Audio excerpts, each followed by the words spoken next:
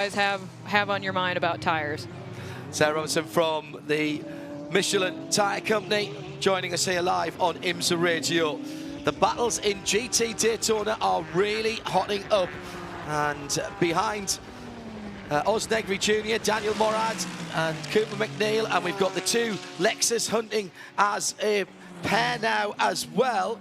And off the track there for one of the Lexus, that's the 14 car, Sage Karam, as he's trying to go by Catherine Legg. And Catherine, and he's just brake tested it down through the S's. Clearly wasn't happy about something, and the whole of the front end of the Lexus has come up. Fortunately, it's got a big cutout so Catherine can see in the pit lane, and the Acura is in the pit lane. But the Lexus definitely brake tested the Acura coming down the hill. Now, frustration is one thing, Owen, but you can't take it out on the race driver behind you. No, that instant there, it looked like we just caught the tail end of it, but I don't know if Catherine left him enough room, kind of pushed him off to the right coming into roller coaster there, and so maybe a little retaliation there down through roller coaster. Shea Adam has this Continental Tire pit lane report from the Acura pit. Owen is spot on. There is a little bit more going on to that. That started well early on, but that hood is seriously deranged. They're going to have to pull it off, rip it off entirely. Now, one of the Acuras ran the end of Daytona without a hood, so they know how the car performs in that situation. There's a bit of denting on the nose of the car, but appears to be no suspension damage and no bigger issues for this number 93 Acura. Remember, this is the one that has won 2 races so far this year. It's going to be looking a little bit like Zombiezilla with pieces of carbon hanging off and a lot of black tape. But they're going to do everything they can to send Catherine back out. Valuable points at this point in the championship. And they are working very hard to get that car out. That had been a good run to that point by Catherine Legg. The two Lexus had hunted her down for 4th position. Excuse me, check that, for 6th position.